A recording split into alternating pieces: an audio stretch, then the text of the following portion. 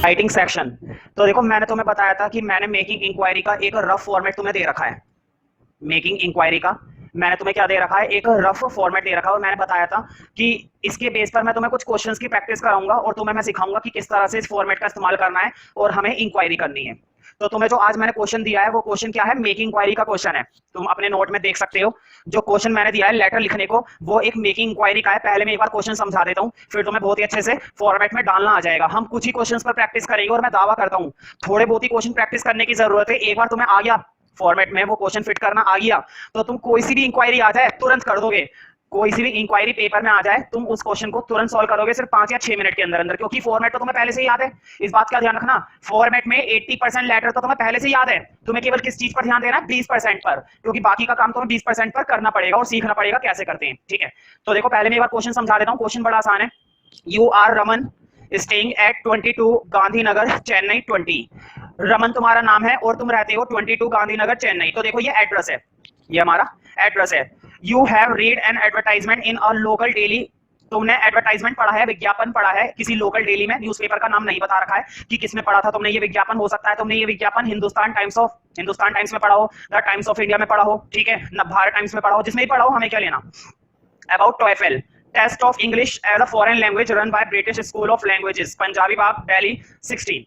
तो ये कोई कोर्स है, इंग्लिश लैंग्वेज का कोर्स है जो ये स्कूल कराता है, ब्रिटिश स्कूल ऑफ लैंग्वेज, और कहां पर है, पंजाबी बाग दिल्ली, है ना। Write a letter asking all the necessary details reading regarding the same. हमें लेटर लिखना है और सारी डिटेल पूछनी है इस चीज से संबंधित कि स्कूल में ये जो लैंग्वेज सिखाई जाती है कितने समय के अंदर सिखाई जाती है, कितने रुपए के आसपास इसका खर्चा आ जाता है, कितनी दूर पड़ेगा, आप क्या कोई कैब सर्विस प्रोवाइड करेंगे या हमें खुद ही अपनी बाइक वगैरह से आना पड़ेगा, मतलब और भी क्या क्या सारी बातें होती हैं इस कोर्स से रिलेटेड, वो सारी बातें हमें उस लेटर के अंदर पूछनी है। मतलब हमें उस लेटर को क्या करना है, इंक्वायरी करनी है, हमें उस कोर्स के बारे में सारी जानकारी हासिल करनी है और हमें ये लेटर लिखना है इस जगह पर, ये जो एड्रेस दिया गया है। ठीक है, तो स्टार्टिंग का एड्रेस हमारा वाला था और बीच में जो एड्रेस दिया गया है वो सामने वाली पार्टी का है जिसको हम लेटर लिखने वाले हैं।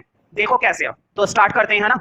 तो ध्यान रखना तुम्हारे पास वो फॉर्मेट होना चाहिए जो मैंने मेक इंक्वायरी का फॉर्मेट दे रखा है।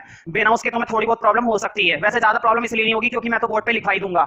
हाँ, तुम लोगों को इस तरह से रजिस्टर में नोट करना है जैसे मैं बोर्ड पर बनवाने वाला हूँ। सबसे पहली बात तो मेरी एक बात दिमाग में बिठा लो बहुत ही ध्यान से, बिल्कुल जैसे बोलूंगा वैसे ही तुम्हें टेस्ट में लिखना है और वैसे ही पेपर में लिखना है। जरा सी भी गलती 2 नंबर कटवा देगी लेटर के अंदर। कोई छोटी मोटी क्लास नहीं है, अब तुम लोग इस लेवल में हो कि लेटर को डीपली समझो कि किस तरह से लिखा जाता है, फॉर्मेट को थोड़ा सावधानी से ध्यान रखना।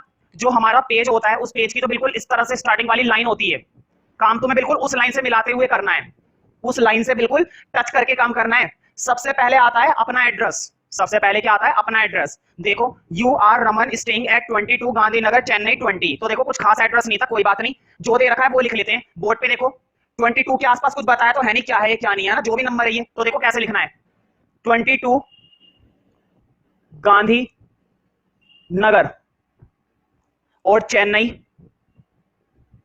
20, ये तो आ गया अपना एड्रेस। जैसे ही लेटर स्टार्ट करो, जो तुम्हारे पेज की स्टार्टिंग की बिल्कुल लाइन होती है, पेपर में जो तुम्हें शीट मिलती है उस पर कोई लाइन नहीं होती, तो उस पर पहले तुम्हें स्केल से एक लाइन बनानी है और उस लाइन से टच करते हुए सारी चीजें लिखनी है। जरा सा भी गैप नहीं दिखना चाहिए। बच्चों को पता नहीं इतनी गंदी आदत पड़ी भी होती है, स्टार्टिंग में गैप देकर लिखते हैं लेटर, वो एक बहुत ही ज्यादा गलत तरीका है। अब तुम लोग हायर स्टैंडर्ड क्लास में हो तो उसके हिसाब से तुम तरीका सीखो कि किस तरह से हम लेटर को तैयार करते हैं। सबसे पहले तो आता है हमारा एड्रेस, ठीक है, फिर एक अपने पेज की एक फ्रेश लाइन छोड़ देना। ध्यान रखना, जब भी मैं इस तरह से 4 क्रॉस बनाऊंगा इसका मतलब है तुम्हें अपने पेज पर एक फ्रेश लाइन छोड़ देनी है, खाली एक लाइन जरूर छोड़नी है। फिर डेट लिखनी है जिस दिन तुम लेटर लिख रहे हो, है ना। सपोज आज की डेट कुछ भी ले लो, है ना, मतलब जो भी डेट है, बीच में मैं डेट नहीं डालना कोई सी भी, तुम डेट डाल सकते हो, डाल क्या सकते हो, तुम्हें डालनी है, तुम आज की डेट डालो, जो भी आज की डेट है वो डेट यहाँ पर डालो इस कॉलम में अभी के अभी। जिस दिन हम किसी को इंक्वायरी के लिए लेटर लिखते हैं तो उस दिन की डेट हम यहाँ पर मेंशन करेंगे, एक लाइन छोड़ने के तुरंत बाद। पहले एक लाइन छोड़ दो, फिर उस लाइन के बाद डेट लिखो, ठीक है, फिर एक लाइन छोड़ दो। मैंने बताया जब भी मैं इस तरह से 4 क्रॉस बनाऊंगा तो 4 क्रॉस का मतलब है तुम्हें एक फ्रेश लाइन छोड़नी है। मैं तुम्हें बिल्कुल एक ऐसा फॉर्मेट और एक ऐसा तरीका सिखा रहा हूं जो शायद ही तुम्हें कोई टीचर सिखाएगा, और अगर वाकई में कोई टीचर जानेगा तो वो खुश हो जाएगा, लेटर को पढ़ के नहीं, लेटर को देखकर कि बच्चे ने कितने अच्छे ढंग से लिखा है। पहले आता है हमारा एड्रेस, जो क्वेश्चन में बताया जाता है, नाम को छोड़कर, नाम नहीं आता, बाकी सब कुछ आता है। देखो मैंने रमन नाम नहीं लिखा, नाम तो एंड में ही आएगा, नाम नहीं लिखा, सिर्फ एड्रेस लिखा है। फिर एक लाइन छोड़ दो, फिर आएगी डेट। दिखने में ऐसा लग रहा है कितनी सिंपल सी बातें हैं, लेकिन फॉर्मेट में जरा सी भी गलती तुम्हारे 2 नंबर काट लेगी, इस बात का ध्यान रखना। तो फिर एक लाइन छोड़ दो, अब आएगा उस पार्टी का एड्रेस जिसको हम लेटर लिखने वाले हैं। तो देखो तुमने एक लाइन तो फैस्ट छोड़ ही दी है ना। अब उसका एड्रेस लिखो। देखो लास्ट में लिखा हुआ था British School of Languages Punjabi Bagh Delhi 16, ये उसका पूरा एड्रेस है। तो देखो चाहे तो तुम शॉर्ट में लिख लो या कैपिटल में लिख लो। मैं थोड़ा छोटा छोटा लिख रहा हूं, ब्रिटिश स्कूल। देखो इतना ही बहुत है, ब्रिटिश स्कूल, फिर नीचे लिखना पंजाबी बाग, पंजाबी बाग, और फिर लिखना दिल्ली 16। समझ रहे हो ना। देखो याद करने की कोशिश करो, पहले हमारा एड्रेस एक लाइन खाली छोड़ दो, फिर डेट, फिर एक लाइन खाली छोड़ दो, फिर उनका एड्रेस, अब फिर एक लाइन खाली छोड़ दो। ये जो लाइन छोड़ने का तरीका है जरूर करो, और गलती से ही बोर्ड पे देखो इस लाइन का पीछा ना छूटे। तुम्हें जो भी करना है पूरा का पूरा लेटर इस लाइन से चिपकाते हुए करना है। जैसे ही तुमने इस लाइन में गैप करा, गए तुम्हारे 1 या 2 नंबर। जो वाक्य में टीचर होगा वो इस चीज के मार्क्स काट लेगा। तुम्हें उस एड्रेस के बाद फिर से एक लाइन छोड़ देनी है। मैंने 4 क्रॉस बनवाए, और 4 क्रॉस का मतलब होता है तुम्हें एक लाइन फ्रेश छोड़ देनी है। तो तुमने फिर से एक लाइन छोड़ दी। तो देखो मेरे पास स्पेस खत्म हो गया, इसलिए मैं ऊपर से रब करता हुआ आ रहा हूं ताकि मैं ऊपर लिखूं। तुम्हें अपने लेटर को नीचे से ही कंटिन्यू रखना है, अपने रजिस्टर पर प्रॉपर इसको बना लेना। मैं कभी भी तुम्हारा ये चेक कर सकता हूँ रजिस्टर में, और मेरे अनुसार अगर ये फॉर्मेट नहीं बना तो पेज तो मैं फाड़ूंगा ही, और फिर मैं तुम्हें बताऊंगा कि कैसे कराया जाता है काम। ठीक है, इस बात का तुम्हें बहुत ही ज्यादा विशेष रूप से ध्यान रखना है। मेरे अनुसार छोटी सी छोटी चीजें अगर तुमने गलत कर दी है ना, पेज तो तुम भूल ही जाओ, फिर पेज तो फट गया तुम्हारा। और बाकी क्या क्या करूंगा मैं वो तुम्हें बाद में पता चलेगा, इसलिए सावधानी से उतारना है ये। ठीक है, तो देखो यहाँ पर तो हमने डाल दिया उसका एड्रेस, एक डेटा लाइन छोड़ दी। लाइन छोड़ने के बाद देखो नीचे तो मेरे पास स्पेस नहीं है, तुम लोगों को इसी लाइन के बाद लिखना है। ये जो लाइन छोड़ी है ना, इस लाइन के छोड़ने के बाद ही नीचे से लिखना है। मैं ऊपर लिख रहा हूँ, अब तुम्हें लिखना है सब्जेक्ट। सब्जेक्ट का मतलब होता है मुद्दा, कि आखिर तुम किस लिए लेटर लिख रहे हो, आखिर तुम किस लिए लेटर लिख रहे हो। तो मुझे बताओ, ये तुम्हें क्वेश्चन से पता चलेगा। अब यहां से हमारा दिमाग लगाना शुरू हो गया। देखो स्टार्टिंग में अगर तुमने बहुत ही बढ़िया फॉर्मेट बनाया, अपना एड्रेस बड़े तरीके से लिखा, लाइन छोड़ी, डेट बनाई, फिर लाइन छोड़ी, फिर उनका एड्रेस लिखा, फिर सब्जेक्ट लिखा, इतना बहुत अच्छे ढंग से कर दिया ना, तुम्हारे 1.5-2 नंबर आराम से मिल गए उस लेटर में। समझो पूरे मार्क्स तो भूल जाओ, 2 या 1.5 नंबर तुम्हारे पक्के हो गए इतना लिखते के साथ ही। देखो करा ही क्या है, तुमने उस लेटर की डिटेल को अपने फॉर्मेट में डाली है, और मैं दावा करता हूं सिर्फ इस तरह से लिखने पर ही तुम्हारे 2 नंबर हाथ में आ गए। अब हमें अपना दिमाग लगाना है। अभी तो देखो दिमाग लगाया ही नहीं था, अभी तो हमने फॉर्मेट बनाया था बस। अब हम शुरू करेंगे कि कैसे करें सब्जेक्ट। तो देखो सब्जेक्ट है ना, वो मुद्दा होता है जिस पर हम लेटर लिखने वाले होते हैं। बताओ तुम इंक्वायरी करना चाहते थे, और किसके बारे में इंक्वायरी करना चाहते थे, इस कोर्स के बारे में, है ना। जो कोर्स तुम्हारे क्वेश्चन में लिखा हुआ है, कौन सा कोर्स है, TOEFL, test of English as a foreign language, है ना। लेकिन इतना लंबा नहीं लिखना है, तुम्हें क्या लिखना है, देखो तुम डिटेल लेना चाहते थे ना, इंक्वायरी करना चाहते थे, तो देखो मेकिंग इंक्वायरी अबाउट, शॉर्ट में लिख दो TOEFL, है ना। पूरा लिखने की जरूरत नहीं है, क्वेश्चन हमारे पास होता है, टीचर उसमें से चेक कर लेगा, और वैसे भी इसकी डिटेल हम अपने सॉल्यूशन में दे देंगे अभी आगे, है ना। तो हम इंक्वायरी करना चाहते थे TOEFL के बारे में। मान लो वॉशिंग मशीन के बारे में इंक्वायरी करना चाहते थे, तो क्या लिखेंगे, making inquiry about washing machine. मान लो तुम बुक्स खरीदना चाहते थे, बुक्स खरीदना चाहते थे NCERT की, तो तुमने बुक्स डिपार्टमेंट को ये लेटर लिखा है, तो तुम क्या लिखोगे, making inquiry about the details of books. ठीक है, तो मतलब जैसे जैसे क्वेश्चन आता जाएगा उसके हिसाब से हम अपना क्या बदलते जाएंगे, सब्जेक्ट। अभी तो खैर हम पहला क्वेश्चन कर रहे हैं, ठीक है, तो थोड़ी बहुत प्रॉब्लम होगी, लेकिन जब हम 3-4 क्वेश्चन कर लेंगे उसके बाद तुम्हें बातें बहुत ही ज्यादा समझ में आने लगेगी। अब सब्जेक्ट लिख दिया ना, अब हमें काम स्टार्ट करना है। बोर्ड पे देखो, फिर एक लाइन छोड़ देना लास्ट, इस बार नहीं छोड़ाऊंगा। अब लिखना सर, बिजनेस लेटर के अंदर चाहे हम इंक्वायरी करें, चाहे हम परचेज करें, चाहे हम कंप्लेंट करें, चाहे हम कैंसिल करें, चारों के चारों में तुम्हें कहां से शुरुआत करनी होती है, सर। हाँ, सर के बाद अब हम लेटर लिखना शुरू करेंगे। अब कोई लाइन नहीं छोड़नी है, अब हमें बिल्कुल भी एक भी लाइन छोड़ने की जरूरत नहीं है। ठीक है, अब तुम लोग के पास फॉर्मेट होगा, तो देखो मेरे पास तो पहले से ही फॉर्मेट और मुझे याद भी है, लेकिन तुम लोग के पास फॉर्मेट होना चाहिए। और वैसे ऐसी कोई बात नहीं है, फॉर्मेट होगा तो अच्छी बात है, नहीं है तो भाई थोड़ी बहुत तो प्रॉब्लम होगी, है ना। अब तुम्हारे पास अगर फॉर्मेट है तो देखो फॉर्मेट की फर्स्ट लाइन थी, I/B have come to know through your advertisement in the Times of India that you are the suppliers of, है ना। मैंने तुम्हें बताया था आई का इस्तेमाल हम तब करते हैं जब हम पर्सनली खुद के लिए लिख रहे हैं, वी का इस्तेमाल हम तब करते हैं जब हम कंपनी की तरफ से लिख रहे हैं। तो बताओ क्या कोई कंपनी की तरफ से लिख रहे हैं, नहीं, हम तो इस कोर्स के बारे में अपने लिए जानना चाहते हैं। देखो यू आर रमन, कोई स्कूल वगैरह तो नहीं बताया था ना, you are the teacher of school, है ना, ऐसा कुछ नहीं बताया था। यू आर रमन मतलब तुम अपने लिए लेटर लिखने वाले हो, तो आई लगाऊं या वी, आई लगाएंगे। ठीक है, तो देखो कैसे लिखना है, बिल्कुल बहुत ही आसान है, इसी तरह से नोट करते चलना। देखो अब लाइन मत छोड़ देना गलती से भी, अब तुमने लाइन छोड़ दी ना, अब लाइन छोड़ने पर मार्क्स कट जाएंगे। सर के तुरंत बाद नीचे से तुम्हें लिखना शुरू करना होता है अपना मेन पार्ट, अपने लेटर का मेन पार्ट तुम्हें यहीं से स्टार्ट करना होता है। और देखो कितना आसान है, फॉर्मेट तुम लोगों के पास होना चाहिए। तुम देखोगे कि मैं फॉर्मेट के अंदर किस तरह से छोटी मोटी चीजों को बदलूंगा। देखो आई हैव, मैं बोर्ड पे लिखता चल रहा हूं, तुम्हें नोट करते चलना है। I have come to know, मैं ये जान चुका हूं, थ्रू योर एडवर्टाइजमेंट, मतलब उसने क्या दिया था, विज्ञापन दिया था, थ्रू योर एडवर्टाइजमेंट, वैसे तो इसको एडवर्टाइजमेंट पढ़ते हैं। ठीक है, तो देखो अगर एडवर्टाइजमेंट तुम्हें प्रॉपर तरीके से वीडियो में नहीं दिखाई दे रहा है तो मैं एक बार बोल देता हूं, वो लिखा हुआ है एडवर्टाइजमेंट। ठीक है, I have come to know through your advertisement that you are the. अब जरा ध्यान रखो, अब एक छोटी सी चेंज है ना, हमें ना क्या करना पड़े करेगा बार बार है ना, इस फॉर्मेट के अंदर छोटे मोटे क्या करने पड़े करेंगे चेंजेस। ये जो मैंने तुम्हें फॉर्मेट दिया है, ये फॉर्मेट 60% अप्लाई होता है, 10% तुम्हें इसमें थोड़ा बहुत क्या करना पड़ता है, चेंज करना पड़ता है। और चेंज इतना है कि अगर तुम 4-5 क्वेश्चंस की प्रैक्टिस कर लोगे तो तुम्हें समझ में आ जाएगा कैसे चेंज करते हैं। देखो मैंने क्या लिखा है, you are the suppliers of, मुझे बताओ वो इंग्लिश लैंग्वेज सिखाते हैं ना, जिस स्कूल को हम लेटर लिख रहे हैं वो क्या सिखाते हैं, English language. English language supply की जाती है या कोई सी भी सर्विस प्रोवाइड की जाती है? ध्यान रखना, सर्विस को सप्लाई नहीं किया जाता है, सर्विस को प्रोवाइड किया जाता है। मैं तुम लोगों को टीचिंग सर्विस दे रहा हूं, सर्विस सप्लाई कर रहा हूं या प्रोवाइड कर रहा हूं? सर्विस कोई सी भी हो, सर्विस कभी भी सप्लाई नहीं की जाती, सर्विस को प्रोवाइड किया जाता है। तो ये छोटी छोटी बातें हम सप्लायर वर्ड नहीं लिख सकते, यहां पर हम लिखेंगे that you are the providers, you are the providers of. और किस चीज के प्रोवाइडर्स, क्या प्रोवाइड करते हैं भाई? वो POEFL, लेकिन इस बार तुम्हें पूरा लिखना है, प्रोवाइडर्स ऑफ। वो पूरा नाम लिख लोगे ना, लिखो, मैंने यहाँ पे शॉर्ट में लिख दिया है, लैंग्वेज तक लिख दो। मैं एक बार रिपीट कर देता हूँ, देखो, that you are the providers of test of English language, sorry test of English as a foreign language, test of English as a foreign language, you are the providers of test of English as a foreign language, मतलब आप ये language provide करते हो, ठीक है। अब लगा दो फुल स्टॉप। पहली लाइन कैसे फिट करी हमने, है ना? बताओ पूरे लेटर की पहली लाइन में हमने क्या वर्ड चेंज करा? सप्लायर की जगह क्या कर दिया? प्रोवाइड, बस, और कुछ भी नहीं है। मैं दावा करता हूं बस 5 या 6 क्वेश्चन प्रैक्टिस करने की देर है, उसके बाद कैसी भी तरह की इंक्वायरी पेपर में आ जाए, तुम हर तरह की इंक्वायरी के लिए बहुत ही बढ़िया लेटर लिख पाओगे। बस तुम्हें वो फॉर्मेट याद करके रखना है।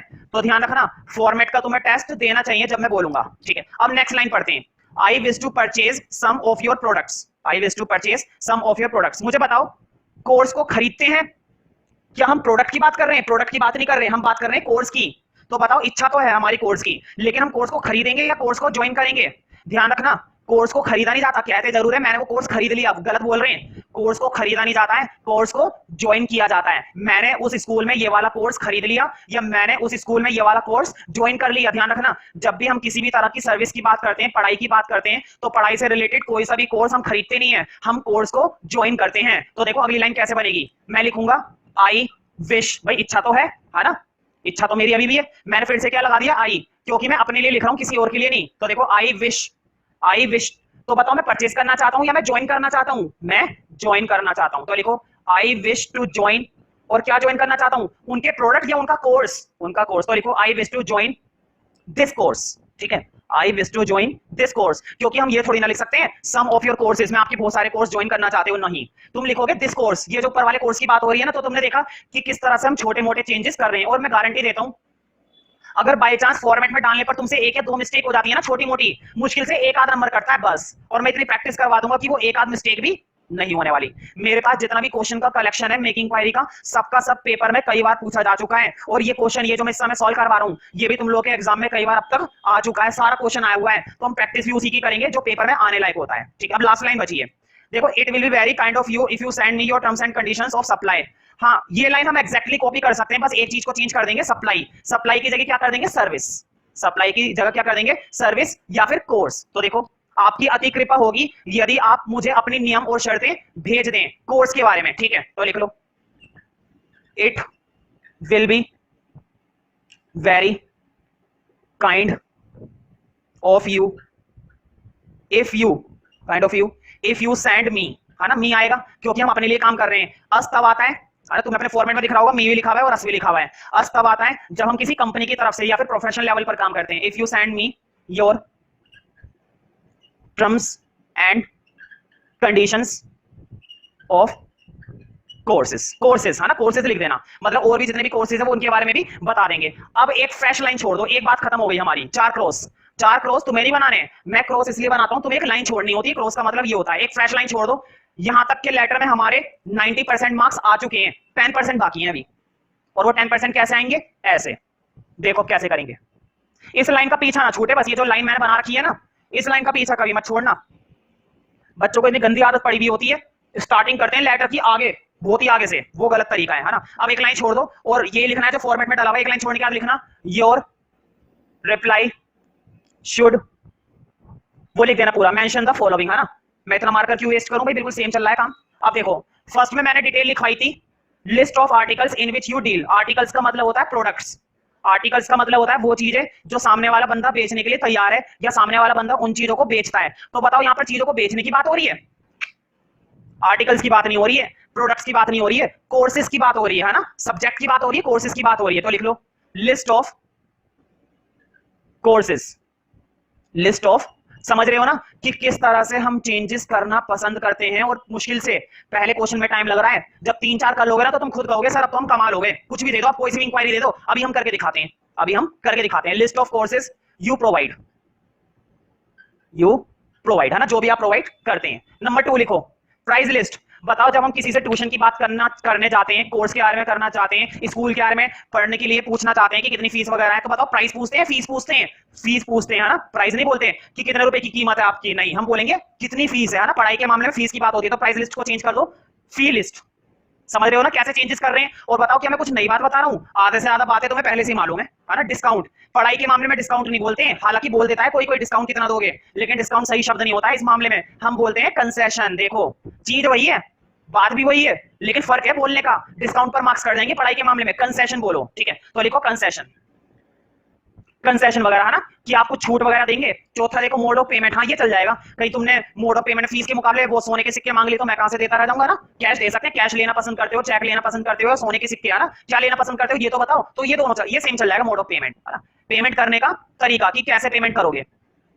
लास्ट देखते हैं टर्म्स एंड कंडीशन, हाँ इसको सेम उतार दो, टर्म्स एंड कंडीशन। मैंने शॉर्ट में लिख दिया टी&सी, तुम लोग पूरा लिखना टर्म्स एंड कंडीशंस। फिर से एक फ्रेश लाइन छोड़ दो,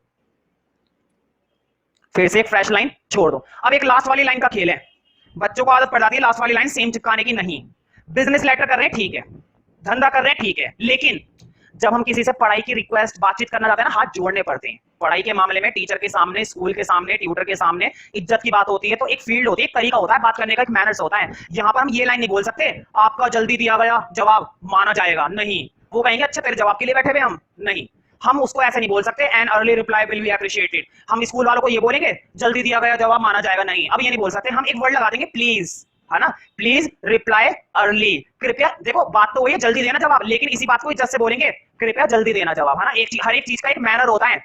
धंधा कर रहे हैं, अगर मैं वॉशिंग मशीन वाले को मेकिंग इंक्वायरी लिखता तो मैं जरूर कहता जल्दी दिया गया जवाब माना जाएगा, वहां पर चल सकता है। लेकिन स्कूल के मामले में, एजुकेशन के मामले में ये चीज नहीं चल सकती कि जल्दी दिया गया जवाब माना जाएगा, है ना। प्लीज वर्ड लगा दो, बोल दो जल्दी देने के लिए, लेकिन क्या वर्ड लगा दो, प्लीज लगा दो, तब वो मान जाएंगे, है ना। तो एक लाइन फ्रेश छोड़ दो क्योंकि एक बात खत्म हो गई। अब लास्ट लाइन लिखनी है, लिखो प्लीज रिप्लाई अर्लीस्ट, लिख लो, है ना, प्लीज रिप्लाई अर्लीस्ट मतलब जल्दी से जल्दी, ठीक है। हाँ लास्ट में वही सब है, योर्स ट्रूली प्रॉपर चलेगा, कोई दिक्कत नहीं है योर्स ट्रूली को चलाने में। योर्स ट्रूली हम यहाँ पर भी बहुत ही ज्यादा आराम से चला सकते हैं। तो लास्ट में लिखना फिर से एक लाइन छोड़कर, देखो प्लीज रिप्लाई अर्ली क्या, फिर एक लाइन छोड़ दो, फिर लिखो योर्स ट्रूली, योर्स ट्रूली। और ये जो लाइन डॉटेड बनी हुई है ना, यहाँ पर नाम लिखना होता है, इसमें कोई लाइन नहीं छोड़नी, इसी के नीचे क्या लिखना है अपना नाम। क्वेश्चन में नाम क्या दे रखा था, रमन, ठीक है। हाँ ये जो ब्रैकेट वाली चीज है, ब्रैकेट वाला नाम तब लगाते हैं जब हम लेटर के साथ कुछ अटैच करते हैं। मान लो तुम कुछ खरीदना चाहते थे, तुमने चेक लगा दिया, तो यहाँ पर लिखेंगे चेक का कोड वगैरह ना। फिलहाल तो हमने लेटर के साथ कुछ नहीं लगाया है क्योंकि इंक्वायरी में हमें कुछ लगाने की जरूरत नहीं पड़ती है, इसलिए इस ब्रैकेट के अंदर तुम्हें कुछ भी नहीं लिखना। तो तुम देख सकते हो किस तरह से हमने इस क्वेश्चन को पूरी तरह से सॉल्व कर दिया। और अगर ऐसे तुम पेपर में करते हो तो तुम्हें पूरे मार्क्स मिलेंगे। वो बात अलग है ग्रामर का, है ना, क्योंकि ग्रामर कभी भी किसी की बेस्ट नहीं होती है, आधा या एक नंबर कर जाए, लेकिन 99% मार्क्स तुम्हारे हाथ में इस क्वेश्चन के अंदर।